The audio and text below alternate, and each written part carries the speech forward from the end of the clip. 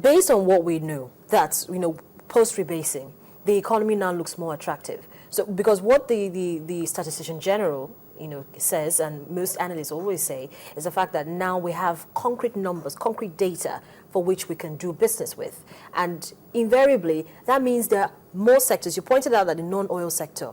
But which sectors in particular should investors who are coming in, because as much as possible, Nigeria is trying to diversify away from oil. Absolutely. Which sectors are key for investors who are coming in to put their monies into, not to only get gains back, but also to improve and boost the economy? We're trying to create jobs as much as possible and forge inclusive growth. And the only way this can happen is if we have investment coming into key sectors. So which key sectors? These key sectors remain, infrastructure. We always talk about infrastructure, power. So maybe just to step back a bit, we've seen that happening already. We've seen a shift in the mix of investment coming to this. In terms of sector investment, we've seen that shift. I talked to that already. So if you look at since 2007, the investment that came into Nigeria, for instance, even though more than 50% went into oil and gas, but also about 50% went into the non-oil sector, which is good. So now coming to the specific sectors that we should be targeting for investment in order to transform the life of the people. Yes. Infrastructure is the key. Power. You see a lot happening already in that space. You see the reforms happening in that sector. We need more. In fact, you need more investment into that sector, because it's going to take some. You need to invest more to actually get those generating plants, the distribution plants to country level, when Nigeria can start getting power. That there's a lot of investment need to go there. Even though people see it as a challenge, as we said earlier, it's a challenge to us, but it's a big opportunity for investors. And for investors, it's a question of whether you are seeing a glass half full or a glass half empty. So if they see it as risk, they don't come in. They see it as opportunity, they come in. The other sector that you need to look at is, if you look at housing, for instance, real estate, huge opportunity. Today, we have a housing deficit of about 17 million units. So what that means is that for every year, Nigeria needs to build an average of 1.7 million units every year for 10 years to deal with that gap. And that assumes that we are stagnant, we're not growing. And we will grow. So that number will continue to grow. If you look at manufacturing, for instance, if you just look at the GDP, the rebased numbers, the contribution of manufacturing to GDP, even though it has grown from 4% to 6.8%, it's still not good enough. We need to leave that, because that's the rich sector of the economy. If you're looking at creating jobs, that's the sector that we need to invest in. If you compare to a country like South Africa, manufacturing contributes about 12% to the GDP. If you look at China the manufacturing contributes about 17%. So that just tells you there's still a heavy lifting to be done in that space. Take agriculture.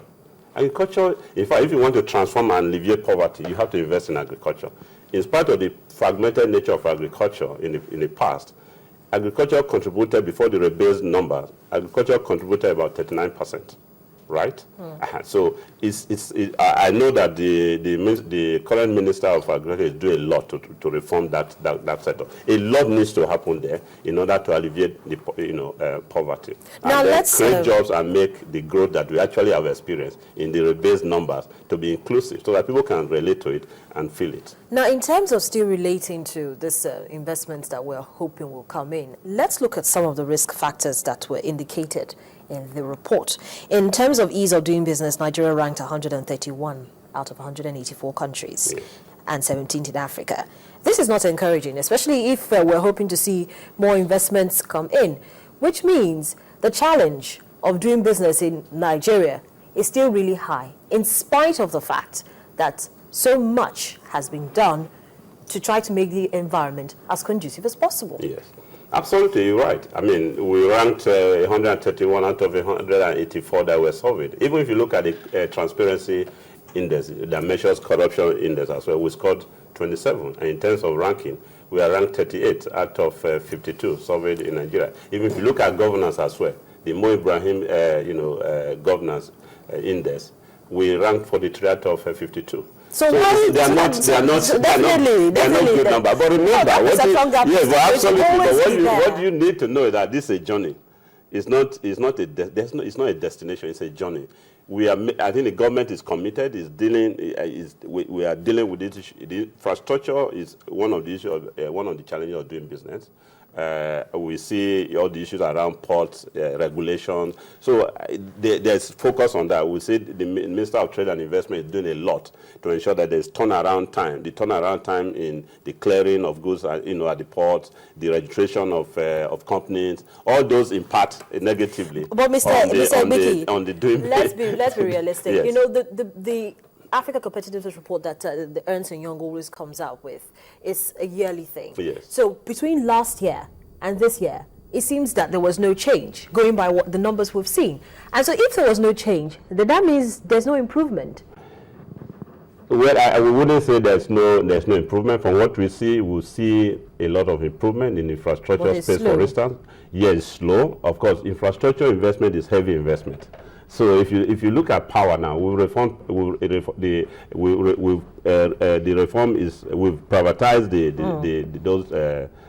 those generating assets. I mean, they are now in the hands of the private sector, but it takes time. There's still minimal lead time to make the right investment to bring them to a level where they can just generate the number of kilowatts that we consume, and then we can have we can have power 24/7. It takes time. There's minimal lead time. So you need to recognize that it's not a day's journey. But I think we are making progress as far as the journey is concerned. Now, in the area of strength of investor protection, we ranked 12th in Africa. Is this a good or bad thing? It's not a good one, but you are only focusing on the risk, on the negatives now. But the positives are also there. We'll talk about that, but it's not a good position to be. But one thing is to recognize where you are, then make commitment to move. I think we see that commitment on the part of government. That the effort that even made to bring the World Economic Forum to Nigeria tells you that government is committed to dialogue, to brainstorm, and then get solutions, agree on action plans that can at least lift us in this space. So we see that commitment. I think that is positive. That is very positive. So apart from that, as much as possible, we're going to have global leaders, like we're going to have captains of industries, CEOs of big companies coming in for the World Economic Forum Africa meeting. And a lot of ideas are going to be shared. I always say this, and it's something that people say all the time. Most of the problems we face in Nigeria is not peculiar to Nigeria alone. And so in terms of looking at the various, opportunities that should be highlighted, at this meeting, which ones, we've talked about it already, but is enough being done to actually highlight the opportunities and industries of the economy that need just a little push to galvanize the economy? I think it's a huge opportunity for us to showcase those sectors where the opportunities exist. And the sectors, just as you said earlier, that can actually not just about getting returns for the investors, also transforming the lives of the people, because that's important even for governance. You need to be able to, you need to transform the lives of the people. You need to lift people out of the poverty level. For instance, if you look at the level of people living below the poverty line between 2004 and 2010, if you take a country like China lifted they moved from 85% to 13%. Nigeria actually deteriorated. We moved from 52 to 61. Right. If you take the current GDP numbers that we have now, we are supposed to be almost in the same space with a country like Brazil. A country like Brazil today manufactures, actually produces 20 times the power that it consumes. So there's a lot. I agree with you. There's a lot that will happen. All these issues will be, discussed. Again, unfortunately, the forum doesn't have that power to enforce. No. They can't. So the discussion will happen. Action plans will be agreed, but they can monitor. They have the part. They monitor and then give feedback to track progress, on the actions. But we think because of the involvement of the private sector, because the private sector is heavily involved in this. We think the outcome, the implementation of the outcome, I expect that there will be a reasonable implementation. Well, so definitely Ernst & Young is also going to be at the meeting. Yes, Ernst & Young, we are strategic partners to the forum, and we actually lead a very high delegation to the forum. And of course, you know the Channels Television is going to be there reporting live, of course, with the host broadcasters. Yes. And Business Morning is also going to be there live. Absolutely. So definitely we'll have Absolutely. more conversations when we see you at the meeting. But thank you so much, Mr. Egbiki, for coming on the program this Thank you very morning. much.